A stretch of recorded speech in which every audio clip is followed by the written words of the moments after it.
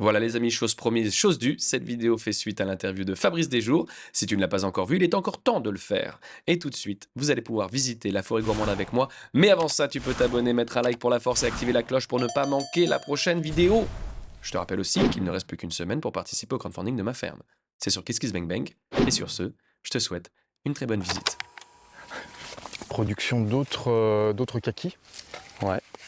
Là, on a la cucubale qui est une plante sauvage qu'on va consommer. Alors plutôt au printemps, qui se développe ici. Tu vois, on voit la fructification. Le fruit ne se mange pas de la cucubale. C'est vraiment les pousses cuites. Une sorte de silène hein, qui est un peu grimpante. Ouais. Là, tu vois, on fera des prélèvements quand ça va bien se développer. C'est un plant qui n'est pas vieux. De lamier maculé. Ouais. Ici, ça va être un couvre-sol. La plantation a juste un an. Ici, on a de l'olivier, les vraies olives. D'ailleurs, c'est la première fois qu'il va fructifier. Un olivier qui tient à moins 20 degrés. On est en Bourgogne, donc on aura des hivers historiquement froids. De toute façon, ça va continuer. Tu vois les raisins, tu vois la vigne là-bas. Des cépages qui sont résistants aux maladies. Donc, il n'y a aucun traitement sur les fruitiers. On voit les pêches, ouais. on voit le raisin.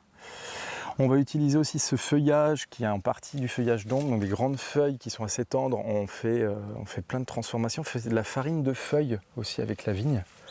Donc des sortes de poudres qui est nutritive et qu'on peut pouvoir associer avec des potages, avec des gâteaux, avec des sortes de pains. Ça, on peut utiliser ça l'hiver hein, pour donner des nutriments, des vitamines, des pigments, etc. Ouais, là on a le Karaghani et le pois de Sibérie. Donc c'est fini, hein, la récolte là, c'était il y a à peu près 2 mois. C'est un arbuste légumineux qui nous permet, les graines, on va les utiliser comme des lentilles. Okay.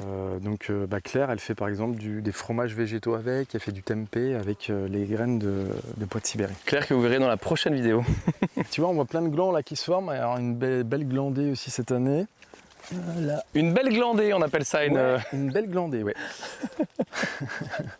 La pulmonaire qu'on voit là qui est vraiment en couvre-sol dans des ombres assez sèches. Ouais. Et ça, c'est un légume qu'on va pouvoir consommer, alors en petite quantité, on va pas en manger tous les jours, mais ça s'utilise. Là, je peux le manger cru ou pas? Ah ouais, oui, je peux manger cru, ouais. Tu veux goûter? Souvent, c'est évidemment, je vais goûter. Finement. On met aussi en smoothie, donc on passe au blender, on met des fruits dedans. Un goûtage officiel. Goûte officiellement. C'est officiellement goûté. Mûrier en arbre. Les mûres ont été récoltés il y a à peu près un mois ou 2. On retrouve du raisin ici aussi. Ouais. L'hibiscus que tout le monde connaît. Mais souvent, c'est pas que ça se mange. Donc là, les fleurs sont pas ouvertes, elles ont fané ce soir.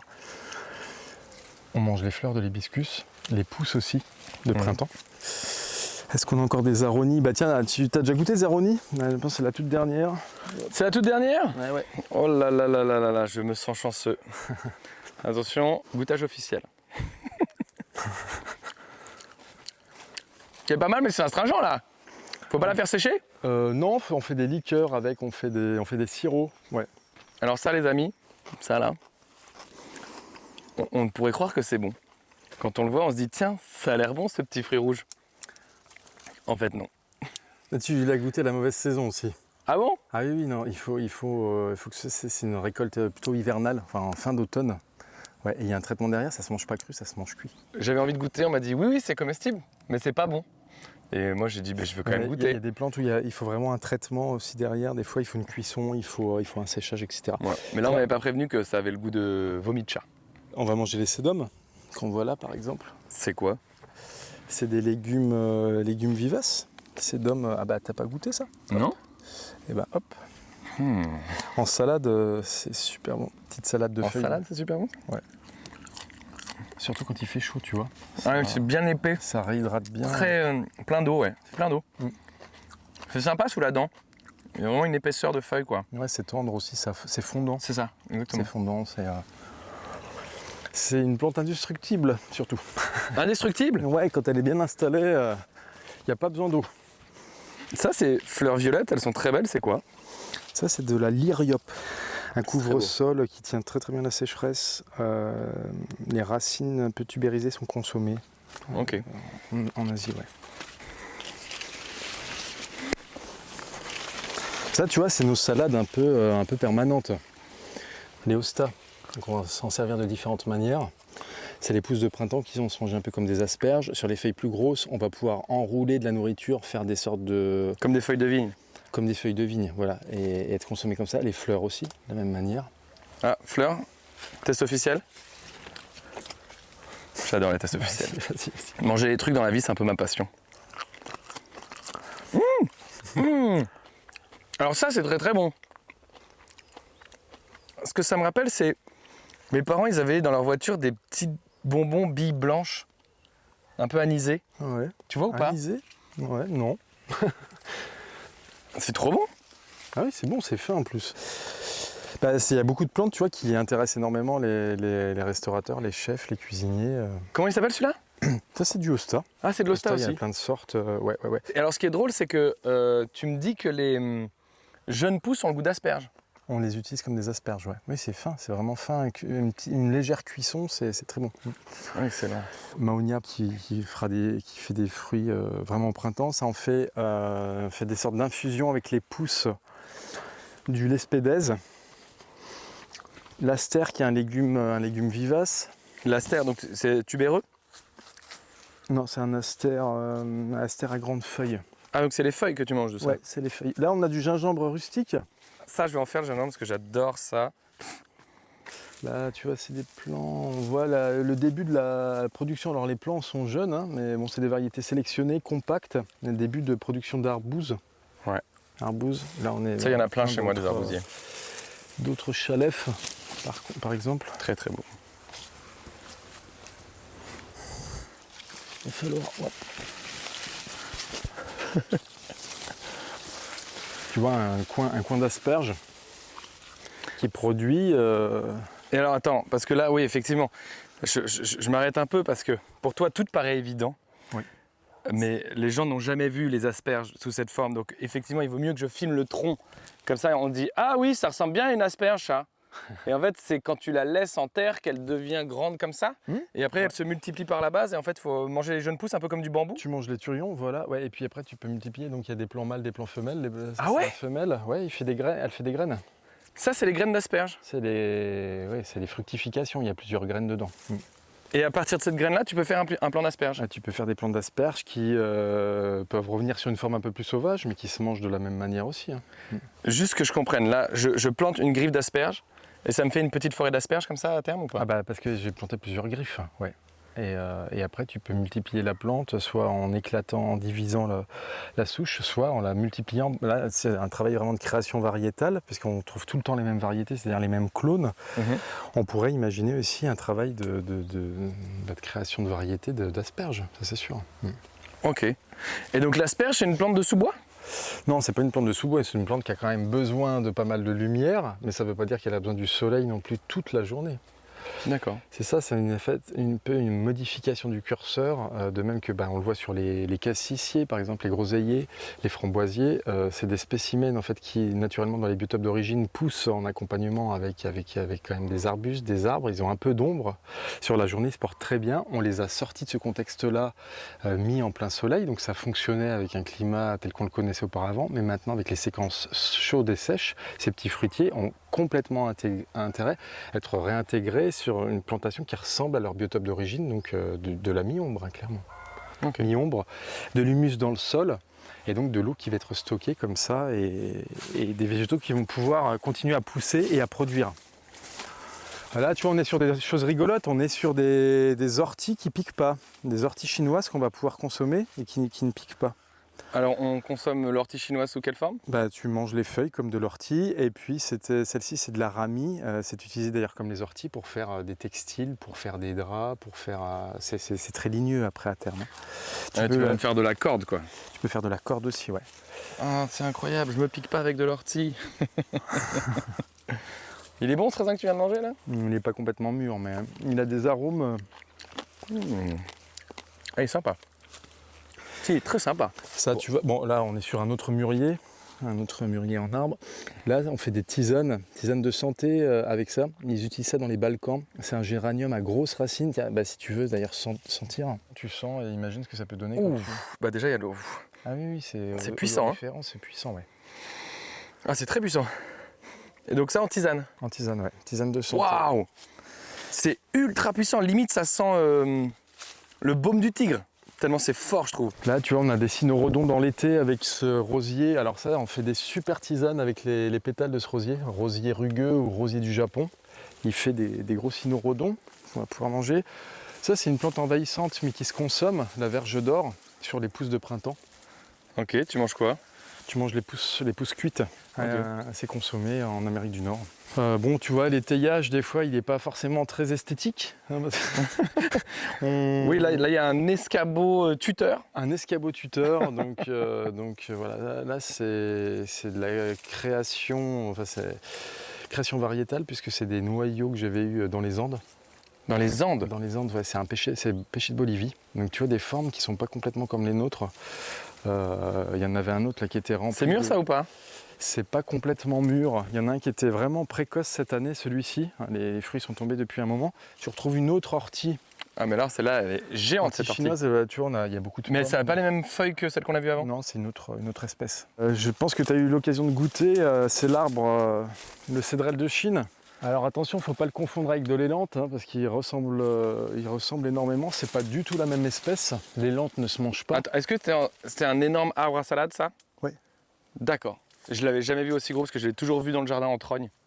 Ouais, mais là il est plus. En fait, c'était juste un plant, tu vois, il est en CP, là il est parti en plein de petits troncs. Ouais, alors là, je pense que les feuilletons, tu vois, sont plutôt en haut. Il faudrait les rabattre ou ça utiliser justement pour faire du pesto, de la farine de feuille à ce stade-là.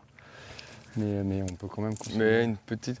Mais même les grosses, ça a quand même le goût quoi. Ah oui, ça a le goût. Le goût, tu définirais comment? Bah écoute, je vais tout de suite faire une dégustation officielle. Bah déjà, il y a une forte dominance de cacahuètes. Ouais. Et tu sais, là, je viens de manger une grosse, mais je me dis en pesto, ça passe. Hein. Ah bah en pesto, ça passe. De toute façon, c'est ce que j'ai Même si elles sont grosses. Le faire il y a 2 jours. Donc c'est cacahuète oignon. Cacahuète oignon, certains disent un peu la noix aussi. C'est vrai qu'on trouve un peu des notes de noix. Mais en tout cas, ce qui est sûr, c'est que dans celui-là, t'as pas besoin de. Tu mets juste de l'huile, tu le broies et ça te fait une sauce. Hein.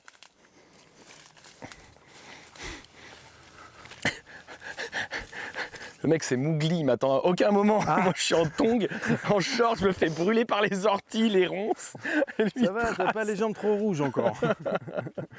L'énorme liane là qui est à côté, c'est un kiwi?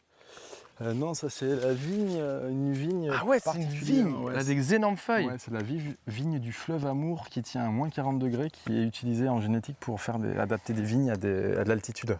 Ok. Elle est croisée, elle donne la résistance au froid. Là, il y a un noyer. Il y a des noyers, il y a le cabrier de Dixon avec lequel on fait du guacamole. Ah, ça, on m'en a parlé, ça c'est intéressant. Mais est-ce qu'on voit les fruits en ce moment ou pas? Non, il est trop jeune encore, hein, il va fructifier, je pense qu'il va débuter celui-là dans peut-être 2-3 ans. 2-3 ans? Alors tout n'a pas 13 ans, évidemment, j'ai planté par vague de plantation, donc, mais celui-là va donner, pas très très longtemps. Et donc avec ça, on peut faire du guacamole sans avocat? C'est ça, il suffit de récolter les fruits, de les passer à l'écrase légumes, on met de côté les grosses graines. Et après l'espèce de pulpe très dense qui en ressort, on va saler un peu, mettre des épices du jardin forêt, de la poudre de xanthoxylum, tout ce qu'on veut.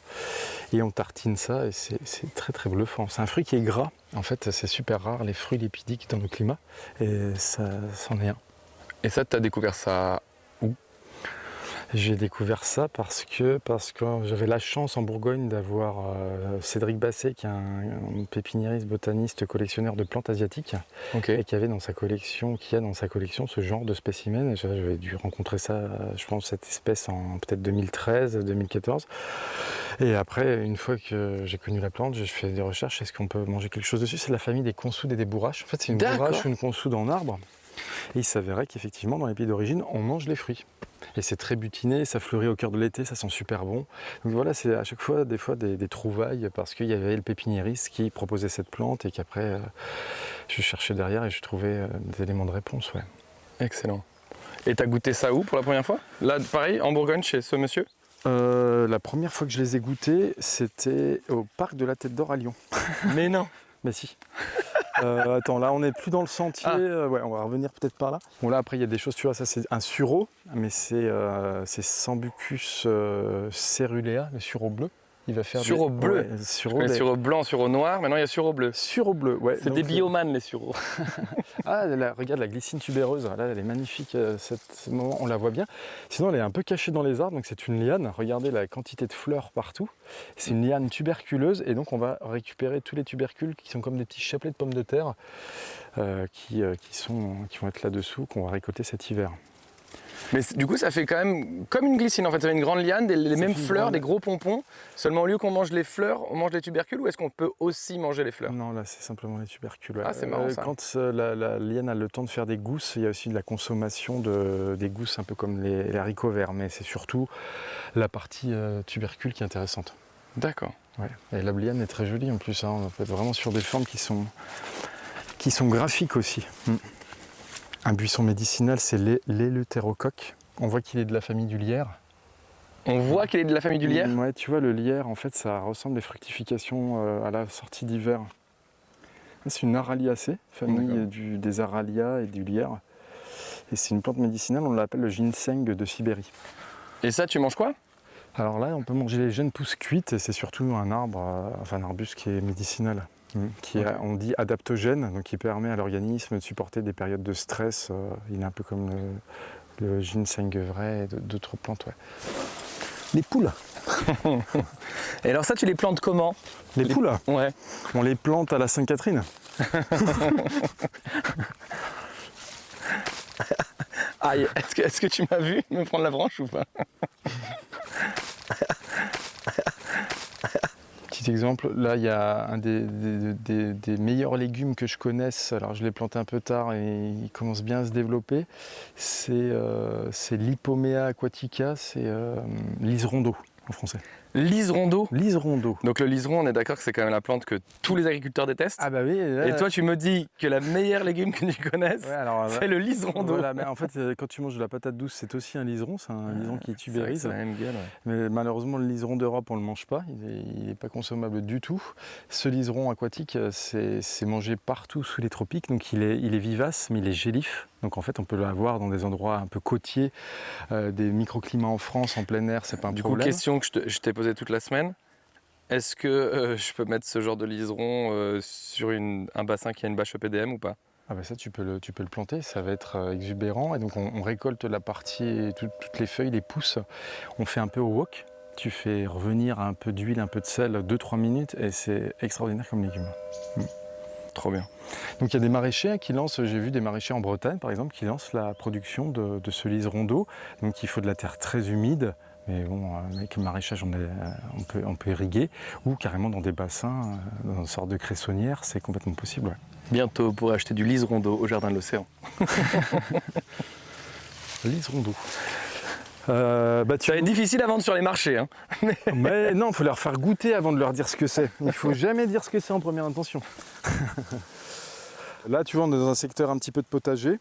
On avait fait de la salade, il y a du persil, des betteraves, de la capucine. Une capucine, il y a des tomates, il y a des courges qui sont en train de se sauver. Il me semble qu'il y en a une qui doit grimper là-dedans. Si j'ai vu, il y a quelques... Ouais, il y a une des courges qui se forment. Les yuccas. Les yuccas, on mange les grandes hampes florales. Ça te parle, les yuccas? J'ai déjà entendu parler de l'application yucca. Bon, là, il va falloir qu'on récolte les pêches aussi. La lavater, qu'on va consommer au niveau des feuilles et des fleurs. Ça, je peux la manger, cette petite lavater? Ouais, tu peux la manger. Ouais. Allez. Lavater, donc du coup, c'est un arbuste. Ouais, là, comment t'appelles ça? On est sur un arbuste, ouais.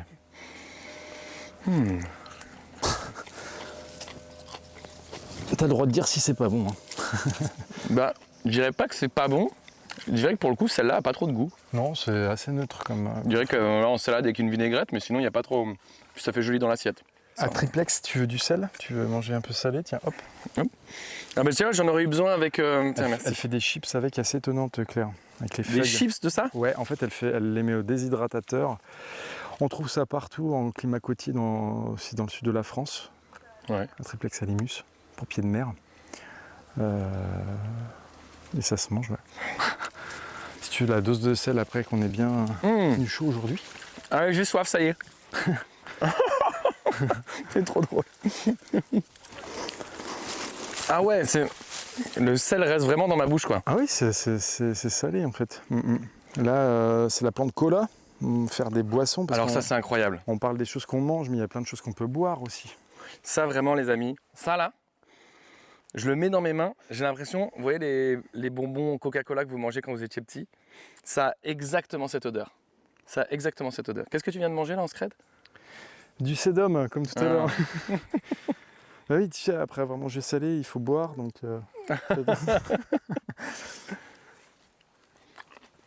Ah ouais, trop bien. Bah là, du coup, tu mélanges le sédum et la plante à cola et t'as ta boisson, quoi. C'est bon. Tu vois, on retrouve d'autres hostas. Et là, on est vraiment en dessous d'arbres qui sont déjà de grande taille. Et même ici, on peut produire des choses. Donc on retrouve d'autres hostas, des elwingia, arbustes légumes. Ça, c'est la sauge ananas. Ouais. La sauge ananas, tu vois, elle est dans un environnement, on ne l'imaginerait pas forcément fonctionner comme ça. Bah oui, surtout t'entends ananas, tu te dis fruit tropical, et puis bon, en fait non. Des fragons particuliers, là, c'est fragons à langue, donc on se pique pas, ça fait des pousses qu'on mange comme les asperges. Ok. L'arbre à faisan, les fruits consommés. Ouais, donc ça Ah, malheureusement, c'est pas encore mûr, c'est plus tard, mais ça, à l'odeur déjà, on le sent, ça sent le caramel cramé, non? ouais, il y en a qui disent un peu entre le caramel, un peu de chocolat, puis vraiment des arômes plus complexes, différents. Alors, il y en a qui adorent, il y en a qui n'aiment pas. Bah, moi, à l'odeur, ça me donne. C'est con que les fruits soient pas matures, j'aimerais vraiment les goûter, mais je peux que les sentir pour l'instant. Tu as des petits plants de bégonia. Les bégonias, ça se mange. Bégonia rustique, celui-ci. Est-ce que nos grands-mères le savaient, ça, ou pas? Non, je pense pas. En fait, c'est très très riche en vitamine C. Ah ouais? Ouais. On a, tu vois, plantation de rosier liane pour qu'à terme, justement, il aille gainer aussi les chênes. La ronce du Sichuan, c'est une ronce assez extraordinaire qui est très graphique, elle pique pas du tout. C'est la ronce qui fait des grosses feuilles là. Ouais. Elle fait des mûres très tard en saison. Les mûres, elles sont petites, elles sont noires ébènes, elles sont succulentes. La ronce du Sichuan, elle n'est pas très connue. Ouais, elle fait 3 mètres de haut. Elle retombe comme ça un peu en cascade. Amamélis, qui est un arbuste aussi médicinal, est comme le chloranthus. C'est joli ça. C'est très beau. Est-ce que c'est très bon? Non, ça c'est vraiment médicinal, c'est une plante puissante utilisée en Asie aussi depuis très longtemps. C'est une famille qui est sur la planète depuis plus de 100 millions d'années. C'est vraiment des plantes à fleurs assez préhistoriques. Elles ont connu très longtemps les dinosaures, mais tu vois, elles sont toujours là. Elles savent survivre au désastre, je pense. On voit les myriades de petits fruits là, un peu partout. Et bon, là, sur les couches basses, on va manger la consoude naine. Hop, consoude à grande fleur. Est-ce qu'elle est différente de la consoude que j'ai dans mon jardin? Oui, elle est adulte en taille, elle est vraiment en couvre-sol. Elle a des floraisons qui sont très jolies, un petit peu, ce qu'on dit scorpioïdes, qui changent en plus de couleur. Alors, c'est très particulier comme goût. J'arrive pas à dire à quoi ça me fait penser. Ça a un petit goût même presque de... Un peu comme la bourrache ou la consoude, un peu iodée. Non, un peu... Ouais, mais c'est plus fin, je trouve, c'est plus fin, ouais, que la bourrache. Et ce qui est remarquable, c'est même les étés, tu vois, qui sont particulièrement secs, ça reste tendre, le couvre-sol est juste nickel, en dessous de spécimens qui ont besoin de plus d'eau. Ça, c'est un schisandre. Ça fait la baie aux 5 saveurs. La baie, elle est sucrée, salée, acide, amère, astringente à la fois. C'est la liane que tu vois qui est en train de couvrir un peu partout, de se sauver. Les floraisons arrivent ici. La rallye, alors ça, tu vois, ça fait le bonheur des abeilles. C'est utilisé aussi en apiculture. Si tu cherches des insectes, il faut venir dans les floraisons. Là, c'est quasiment fini. On voit les fructifications plutôt qu'apparaissent. Donc ça, c'est pas les fruits qu'on va manger, mais les pousses de printemps. C'est un légume asiatique aussi. Mmh. Là, on est dans des spécimens. Tu vois, bon, on retrouve des figuiers. Tu vois les figues ici. Ouais. Arbousiers, des pommiers, ragouminiers. Tu connais ragouminier? J'ai beaucoup entendu parler, mais je ne le connais pas personnellement. Ouais, donc ça, c'est des fruits vraiment au printemps, fructification au printemps. Les mérocales, elle est tardive celle-ci, mais c'est très belle. On va tout manger dans les mérocales, donc les fleurs, les boutons floraux, surtout les pousses de printemps qui sont, on dirait, des petits fûts de poireaux cuits. eux. Et puis aussi les racines. On fait un petit peu comme les pommes de terre sautées, les racines des mérocales, c'est assez étonnant. Ça, plein soleil en couvre-sol ou j'oublie? Le coup, en plein soleil, si tu as suffisamment d'humidité dans le sol, tu vois, c'est aussi Donc c'est un mort peu chez moi. chez toi. Il faudrait que j'attende que les arbres Que poussent. ça pousse un peu, ou alors il faut mettre des pare-soleil au démarrage, mais c'est Non, plus non, de- non, de non, mais moi je vais travail. simplifier les choses. On attendra avant de manger cette magnifique fleur à la maison. Celui-ci est venu tout seul, pour l'instant il ne me gêne pas le noyer, donc je le conserve. Si je l'abats, il aura poussé en fait pendant 5, 6, 7 ans, il va apporter du carbone, il va nourrir la forêt, dans cette logique-là. Des hortensias, tu vois, celui-ci, hortensia semi-grimpant, en fait il y a une consommation de pas mal de sortes d'hortensias sur les pousses cuites. C'est des légumes aussi qui sont méconnus. Là on est dans un coin où il y a beaucoup de cassis, groseilles, framboises, d'autres choses, certaines tanésies par exemple. J'ai l'impression d'être. Comment ça s'appelle les gens qui font les jeux vidéo en accéléré? Des speedrunners, non? J'ai l'impression d'être avec un speedrunner. Tu vois, il est en train de speedrun le jardin forêt. Tu vois. Le game du jardin forêt, il l'a joué tellement de fois. Il connaît tous les codes. Il va directement au boss final. Ouais. Je te montre pas tout parce que sinon. Mais non, mais voilà, c'est certain. c'est certaines plantes qu'on connaît pas forcément. Le lys crapaud aussi est un légume. Lys crapaud. On retrouve le gingembre donc rustique. Tu vois les associations, la taille des framboisiers. Ça c'est du framboisier. Il en fera beaucoup. Il fait beaucoup cette année. Attends, ça c'est un framboisier que tu tiens là? Ça c'est des framboisiers, ouais. Mais ils ont pas d'épines ou c'est de là où je suis? Oui, ils ont des petites épines, mais. Ouais. Et remontant, non remontant, chez le framboisier, tu t'en fous, On peut mettre, voilà, il y a plein de variétés différentes dans la forêt jardin là, ouais. Tu vois, on retrouve à ce moment-là, on la voit bien, elle est visible parce que sinon les visiteurs ou les stagiaires ils ne la voient pas le reste de l'année parce qu'elle est vraiment en fleurs. C'est encore la glycine tubéreuse qui est plantée à d'autres endroits. Ouais. Là, on est d'accord qu'on peut pas avancer plus loin que là où tu es. Ça, c'est des chemins qu'on appelle tertiaires. On serpente dedans des fois 2, 3 fois dans l'année, justement pour aller chercher pourquoi pas des pommes ou faire de la cueillette de certaines choses là-bas. En fait, le terrain est grand, il y a plein de choses à récolter, donc on ne vient pas forcément souvent ici. La très belle fleur jaune, là, c'est quoi? Alors ça, c'est des rudbeckia. Ouais. Il y a certains rudbeckia qu'on va manger aussi en légumes, notamment le rudbeckia à feuilles laciniées. Légumes vivaces. Ouais. Il y a de la myrodorante ici, on retrouve aussi de la lyriope, une autre forme d'aralie. Il y a l'hiver terrestre aussi. Waouh, comment je fais pour sortir de ça? Il y a beaucoup de panais. Ah, c'est la jungle là. Attends, ça c'est la fleur que j'ai trop kiffé? Ouais, c'est une autre variété, tu vois, celle-ci. Mais... Donc je peux goûter un petit bouton floral là? Ah bah vas-y, ouais.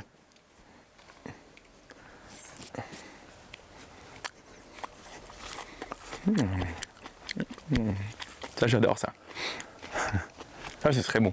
Pourquoi qu'on aille dans la partie agroforêt? Parce que là on reste dans la partie donc, jardin-forêt avec beaucoup d'entrées de soleil, avec des effets vraiment de lisière, la possibilité donc d'avoir des clairières potagères aussi dans ce cas de figure. Agroforêt c'est vraiment une autre ambiance. On y va rapidement et après on va s'arrêter parce qu'on va pas faire tout le jardin non plus. Hein. Ouais non c'est sûr. Il y a plein de trucs là, rien que là aussi je pourrais te parler pendant 10 minutes des plantes qui sont là, mais on va voir l'agroforêt. Bah, du coup là tu nous teases, on a envie de t'écouter parler des plantes qui sont là. Ouais. Benoît des Ruisseaux, il y en a qui font du tchaï avec les racines, c'est assez étonnant. Il y a des fougères particulières qui sont les fougères autruches. C'est les crosses de printemps cuites qui vont être mangées, qui sont un mets estimé. D'ailleurs en jardin forêt commercial, c'est vraiment une plante aussi à introduire. La fougère? La fougère autruche, c'est Mathesia. Parce qu'on en a blindé de fougères chez nous. Mais il y a plein de fougères qui ne se mangent pas, qui ont une toxicité. Celle-ci se consomme sur les crosses vraiment de printemps. On a des plantes... Qu'est-ce que tu appelles les crosses de printemps? Tu sais, quand elles commencent à se... Ah, quand elles deviennent rondes comme ça là? Elles sont rondes et qu'elles vont se déployer. Alors avant qu'elles se déploient, c'est là qu'on va les consommer.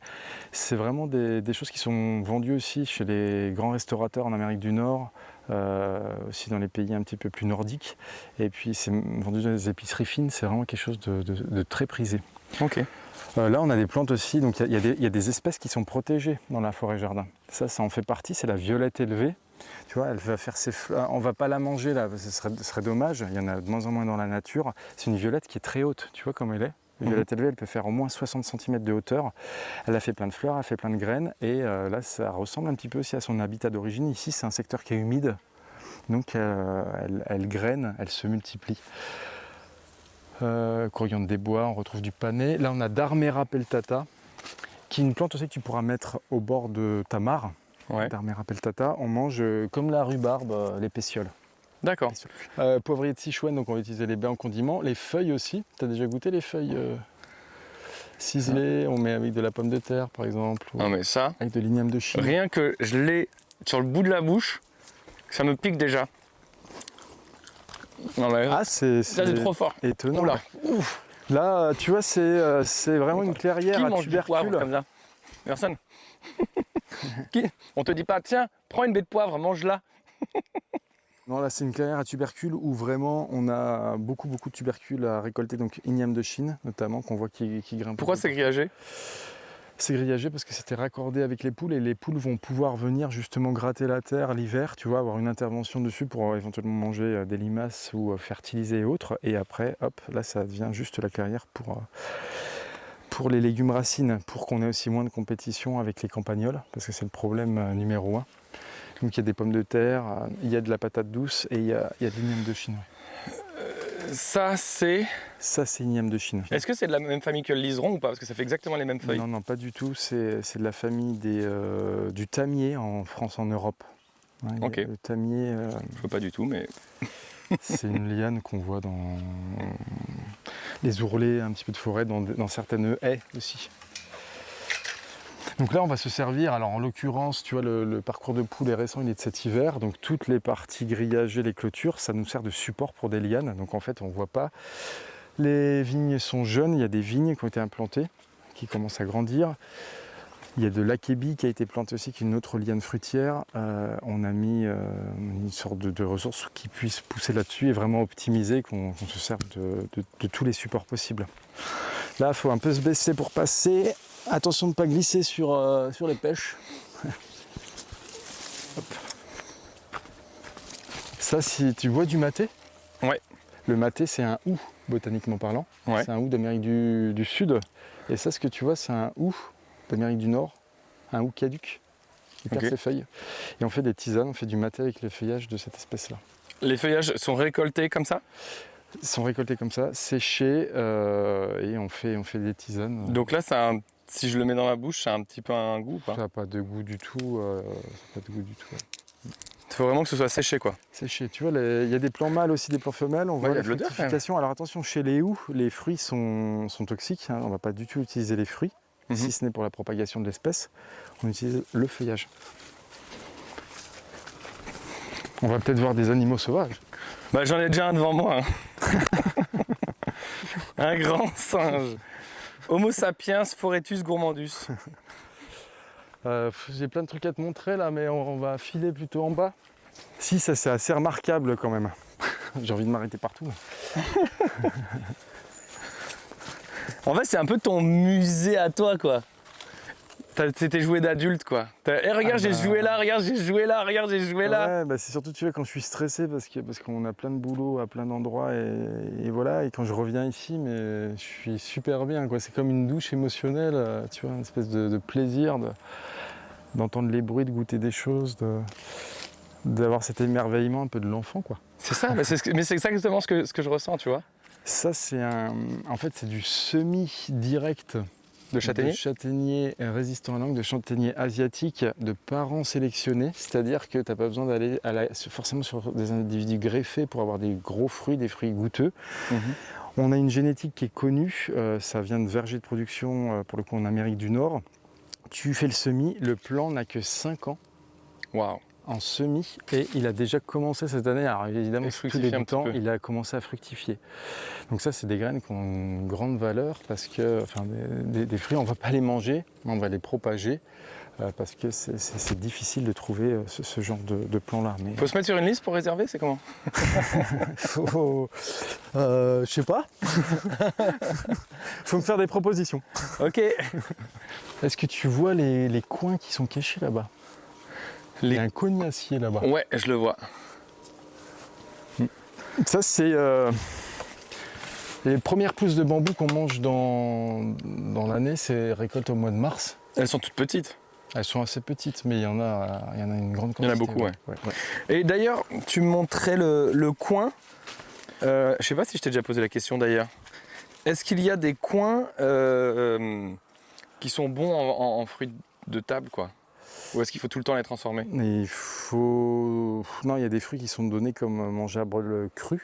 Ouais. Par exemple, la variété Aromat Naya. Il y en a d'autres en fait qui ont des consonances un petit peu de pays de l'Est, pas forcément facile à prononcer. Pour les avoir goûtés, ça se mange, mais c'est pas dingue. Je pense que par contre, pour transformer derrière, il y a besoin de beaucoup moins de temps de cuisson. Donc ça peut être un avantage aussi par rapport à ça. Là, tu vois, on en voit un autre ici. Et regarde ici. Je sais pas si tu vas aller voir. Il y a des nachis. Ah ouais. Donc le nashi, c'est des pommes japonaises, quoi. C'est des poires plutôt. Des poires C'est plutôt? des poires qui ont une forme de pomme. C'est ça. Normal quoi. Je me suis fait avoir. Et ça, celle-ci, elle est pas bonne à manger là? J'ai jamais goûté, j'aimerais trop goûter. Je pense qu'elle est pas mûre, ouais. Ça, c'est un semis que j'ai fait il y a 14 ans. Un semis, tu vois. Tu peux partir du semis? Quand on dit que ça fonctionne pas, quand tu pars sur des plants qui n'ont pas de consanguinité au départ, je pense que ça marche plutôt bien. Parce que c'est de la famille des rosacées aussi? Ouais, c'est un pyrrhus, hein, c'est vraiment très apparenté au poirier. Ouais. Ok. Et oui, parce que normalement on dit qu'effectivement, tout ce qui est famille-là à pépins, du semis, c'est difficile d'avoir un fruit qui a un bon goût. Celui-ci, là, il a quel âge? Celui-là, je l'ai semé, je pense, il y a 14 ans, je l'ai mis au début du projet, donc il est très implanté. Ouais. Ouais. Et du coup, tu confirmes qu'il est très bon? Il est très bon et les fruits sont gros, en plus. Et il est à partir de semis, donc il n'y a pas de greffe, il n'y a pas de problématique avec des fois des greffes qui ne tiennent pas, qui lâchent aussi dans le temps parce qu'il fait chaud. Semis direct sur la propriété ou non, tu l'as fait quand même Non, il était dans en pépinière? un pot profond pendant un an et après je l'ai mis ici quand j'ai pu acquérir le terrain. Ah, tu l'avais avant? Il avait 1 an avant, oui, je l'ai fait le semis d'avant, donc je pense qu'il a 14 ans. Ça, c'est des pacaniers, les arbres qui font les noix de pécan. Ouais. Et on est dans un secteur où il y a pas mal de pacaniers. Là, tu vois, tu retrouves un arbre salade comme on a vu tout à l'heure que tu as goûté. Alors celui-ci, je vais vraiment le laisser grandir pour après, pourquoi pas, pouvoir récupérer des graines. Et après, il va se mettre à drageonner. Donc tout le vide qu'on voit ici, même si c'est pas vide parce qu'il y a plein d'autres choses qui nous entourent, ça va drageonner. On va faire des prélèvements comme ça au niveau du sol. Les amis, je sais pas si ça vous donne cette impression là, mais là, je me balade et j'ai complètement oublié que j'étais en France. J'ai l'impression d'être dans une forêt équatoriale, quoi. C'est une folie, quoi. Toute la luxuriance, la profusion, l'abondance en fait qu'il y a ici, quoi. Puis quand tu te promènes et que le matin tu vois des traces, tu vois de gros animaux qui sont passés et c'est chouette, hein. Les bocs de châtaignes des fois sont déplacés quand on récolte pas tout, elles partent loin dans la forêt, plus loin. Qu'est-ce que je peux te montrer là? On va aller voir peut-être. Il faut savoir que quand il me dit qu'est-ce que je pourrais te montrer, il y a 15 000 trucs, mais c'est juste qu'il cherche des nouvelles choses à montrer. Ça, c'est Alangium, c'est un arbre médicinal, mais dont on va consommer aussi les petits fruits et surtout les pousses de printemps cuites. C'est un arbre qui est très joli ici quand il est en fleurs. Les fleurs, elles sont passées, ça fait des petites clochettes. C'est un arbre qui est à la fois alimentaire, médicinal, ornemental. Là, il y a des pousses toutes tendres d'ortie parce que c'est quand même un super légume. Ça, c'est du sassafras. On épaissit les sauces avec les feuilles. C'est une des bases de la cuisine cajun en Louisiane. D'accord. Laurier des Iroquois. Regarde, il y a plein de sortes de feuilles. C'est ce que j'ai vu ce matin. Je suis passé devant et je me suis dit, il y a des feuilles qui sont asymétriques, il y a des feuilles rondes, il y a des feuilles qui ressemblent à des feuilles de figuier. Presque de pattes de canard. C'est un arbre qui est magnifique, il devient tout rougeoyant à l'automne en plus. Ça fait des secteurs qui sont très jolis. Ouais. Camélia, c'est des théiers en fait, hein. On est dans un coin aussi, il y a des théiers. Le kiwai, regarde le kiwai qui s'éclate là, il part partout. Tu le vois? Ouais. En fait, on voit bien la liane, mais les fruits du kiwai, c'est quand? Parce que du coup là, on voit pas du tout. Il n'a pas fructifié, il y a eu les gelées de printemps là-dessus cette année. Ah mince. Là, tu vois le plan de départ, il y avait un bouleau qui était un bouleau support pour l'aider à grandir. J'ai coupé le bouleau qui est parti comme ça et maintenant la liane se développe dans tous les coins. Donc on était vraiment sur un traitement d'arbres en supplément là. Petite mise à jour les amis. Dans les dernières vidéos que j'ai faites, je vous ai dit que j'allais tout broyer la parcelle. Mais après le stage ici et la formation, finalement, pas forcément en fait. Et ce qui est super intéressant sur ce que je viens de voir, c'est qu'au fond de la parcelle, à l'est, vous avez vu, j'ai plein de jeunes frênes. Et je pensais broyer tout ça, mais en fait, je vais mettre plein de lianes à chaque pied d'arbre, non? Ouais, du coup, tu avais une idée vraiment d'avoir 3 itinéraires, on va dire, sur la parcelle. Donc, Maintenant, depuis qu'on est en Ouais. formation, c'est Ouais. l'idée. Des dernières nouvelles que j'ai données sur mon projet, j'ai dit que j'allais tout broyer, tu vois. Ouais. Mais on peut partir effectivement avec l'existant, avec ce que le vivant commence à mettre en place. Et donc on vient utiliser ça, qui est déjà là, une expression d'un boisement débutant, et on vient s'insérer dedans. Ouais. Donc ça, c'est ce que tu peux faire sur la partie où il y a les frênes, il y a les ronciers aussi. Exactement. Et c'est comme ça que j'ai procédé sur une partie de la parcelle également. On ne fait pas ça forcément sur tous les projets, c'est du cas par cas, c'est pas du tout protocolaire, mais ça peut être très efficace aussi. Tu vois, le spécimen, je me rappelle très bien, je l'ai planté dans l'hiver 2012, celui-là. Et c'est certainement le plus gros spécimen sur la parcelle, donc il a le châtaignier.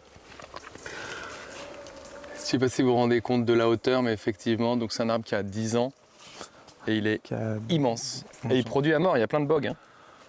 Ouais, tu vois bien là.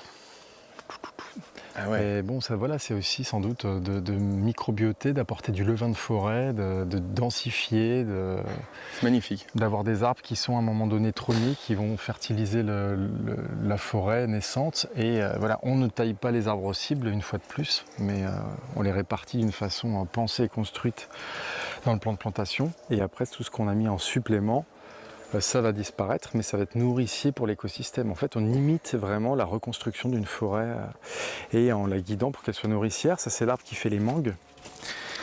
L'aziminier. L'aziminier, il est de semis celui-ci, et les aziminiers de semis ont la propriété de drageonner. Donc tout ce qu'on voit ici, c'est des drageons, et il va pouvoir remplir tout l'espace et faire un petit boisement d'aziminier ici.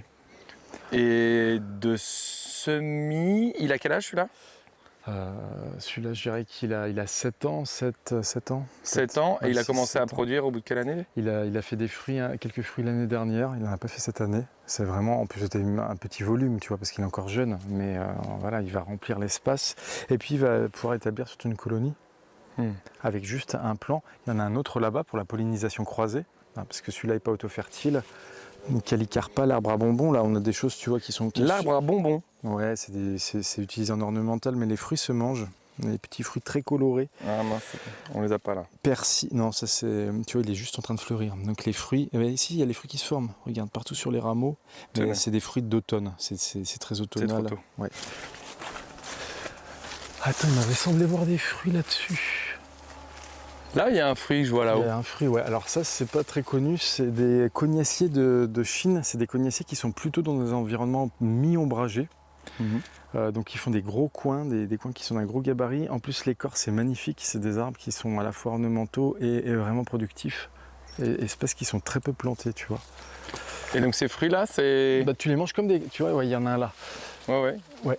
C'est des coins qui peuvent avoir cette taille-là. Mais pareil que tu travailles, c'est pas des...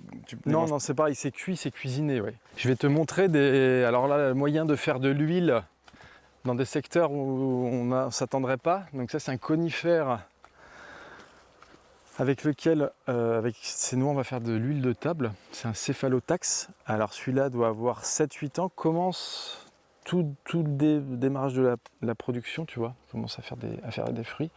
Alors le plan de départ était tout petit. En situation comme ça, mi-ombragée, on reconstruit une forêt, ça se développe bien comme ça. C'est pas quelque chose qu'on va planter dans une prairie parce que la plante va être en stress. C'est dans une autre phase de plantation. Et ça, pour en voir aussi partout dans plein de parcs en France, ça fait 3-4 mètres de haut, c'est couvert de fruits, que personne ne sait que ça s'utilise. On mange la pulpe aussi, on utilise la pulpe. Et ça, il y en a de partout en France, là. Il y en a partout dans les parcs botaniques, c'était introduit pour l'étude scientifique, pour la connaissance botanique, pharmacologique et autres. Et ça fait des nuées de fruits qui ne sont pas consommés. Ouais. Alors, la pulpe a un goût entre la mangue et le sapin. C'est incroyable. On fait des limonades avec des boissons fermentées. Tu peux faire des desserts, tu peux parfumer des tas de choses. Et c'est surtout l'amande pressée. On fait de l'huile avec de l'huile à mi-ombre pour l'autonomie alimentaire. C'est juste extraordinaire. Donc au-dessus, tu vas avoir une production de fruits, de noix, d'arbres à coque. Tu vas avoir en plus ça en complément. Pour la petite histoire, on a des ampélopsis, la petite liane rigolote qui va se manger, comme c'est de la famille des vignes, donc les pousses en légumes cuits. Cornouiller du Japon. Là, Ça fait vraiment des fraises, non? le fruit ressemblerait plutôt, je trouve, à des litchis. Un peu Ah ouais? Il y a une coque aussi? C'est une peau qui est plutôt un peu coriace. L'arbre aux clochettes d'argent, qu'on appelle l'arbre à concombre, puisqu'on va utiliser les fructifications immatures. Là, c'est déjà trop tard, on les utilise vraiment au printemps. C'est un jeune plant, celui-là, il a 3-4 ans. Il produit déjà. Donc quand il va faire plusieurs mètres de haut et qu'il va en être couvert, en plus on a fait des récoltes quand même dessus, sur son voisin de la même manière, c'est utilisé en pickles, en marinade, ça remplace les concombres, quoi. D'accord. C'est Mais assez tu étonnant. prends la gousse entière ou Toi, juste ce qu'il y a dedans? tu cueilles ça, quand ça on récolte quoi, au plus tard début juin. Début juin. Et donc on travaille ça exactement comme un concombre. Ouais. Et donc du coup tu manges tout le fruit que tu viens de prendre là. Voilà, le fruit qui est immature, parce que là il est trop lignifié, il se mange pas à ce stade-là. Alors là, tu vois, quand je vois ça, mais je suis trop content parce que c'est un plant qui a fructifié pour la première fois cette année. Un plant qui a, pareil, peut-être 6 ans, 7 ans, je sais pas trop. On l'appelle Idésie, en français, Idésia polycarpa. Un arbre dont les fruits vont être consommés. C'est aussi utilisé, testé en biocarburant parce qu'il y a de l'huile dedans. Donc c'est assez calorique. Et dans certains pays, ils testent ça en ressources bioénergie. Et là c'est la première fois qu'il fructifie. C'est la première fois qu'il fructifie. Du coup tu ne les as pas encore goûtés. Si, j'ai déjà goûté aussi dans des parcs où les spécimens étaient beaucoup plus anciens. Le fruit passe. Mais les tiens jamais. Non, les miens jamais. Parce que là il n'est pas encore mûr. Il est pas encore. Non, ça devient tout orange et ça va perdre les feuilles l'hiver. Et si tu cueilles pas, ça fait des grappes de fruits comme ça qui sont suspendues orange. C'est magnifique. Si tu cueilles pas, les oiseaux vont les consommer. C'est remarquable, hein, regarde, même comme c'est joli quand on regarde de près. La feuille est un petit peu en forme de cœur. Le pétiole est un peu orangé. C'est un arbre c'est très butiné. En fait, là pour le coup, j'ai vu et senti pour la première fois les fleurs cette année et ça sent incroyablement bon et c'était rempli d'abeilles. Ah oui. Mais vraiment très très butiné. On parle pas mal de choses qui se mangent, de choses médicinales, mais il y a aussi les biomatériaux. On avait eu une stagiaire qui était venue un peu étudier ça justement, de la capacité, si tu veux, de faire des cires, des gommes, des liants, du papier, toutes sortes de ressources. Ça, c'est le seul arbre dans nos climats, de l'arbre à latex, donc qui fait du latex. Et les Russes avaient étudié la possibilité de faire des semelles de chaussures avec cet arbre-là. C'est aussi un des 50 arbres essentiels de la pharmacopée chinoise. Hyper important pour eux. C'est un arbre dont on va manger les pousses et on va utiliser aussi les fructifications, notamment en tisane. Donc il y a des usages aussi alimentaires. C'est un arbre qui est assez remarquable. Tu vois, en première vue, il ressemble un peu à nos arbres, presque à un orme, à grosses feuilles, mais c'est un euchomia. Un arbre à latex, ouais. Donc tous ces biomatériaux qui pour l'instant sont encore mis de côté parce qu'on a de l'énergie fossile pas chère, on voit bien toutes les inflations sur toutes les matières premières, ça se trouve ces espèces-là vont être replantées massivement pour après revenir vraiment à des matériaux organiques, à des matériaux naturels. Je sais pas où on passe. Mais tu sais Fabrice, en vrai je pense qu'on va s'arrêter là. Parce que je sens que sinon demain on sera à la frontale et là il y a le Kalima d'Ouvlatal qui vient d'Himalaya et non c'est magnifique et ce qui est génial, j'espère que les gens le sentiront à travers la vidéo, c'est la passion que tu dégages et l'envie. On voit vraiment que tu es heureux. On sent vraiment ton âme d'enfant en fait quand tu nous balades ici, tu vois. Ah bah, tu es trop excité, tu as trop de trucs et tu kiffes quoi. Ouais. C'est génial à voir, en vrai c'est génial. Bah ouais, c'est un endroit qui me semble tellement vivant, tu vois, quand je vais à la ville ou quand je vais dans plein d'endroits, ça me semble presque moribond. Et là, ça pulse, en fait, il y a une espèce d'énergie de vie qui est partout, c'est foisonnant, comme dans les jungles, et c'est ça qui me plaît, ouais. C'est fou. Quel regard t'as quand tu vois tout ça? Parce que c'est un projet que tu as commencé il y a 13 ans, c'est quelque chose qui est titanesque. Tu as commencé tout seul en plus? J'étais tout seul jusqu'en 2018, ouais. Après ça s'est constitué en asso, j'ai rencontré plein de monde au fur et à mesure et voilà, mais j'étais tout seul sur le projet, ouais. Et du coup tu te rends compte de tout ce que tu as fait là? Bah c'était une passion, c'était un besoin même, tu vois, donc je le faisais sur mes temps libres. mais voilà. C'est fou de se dire que tu as fait ça sur tes temps libres alors que moi je veux en faire un métier quoi.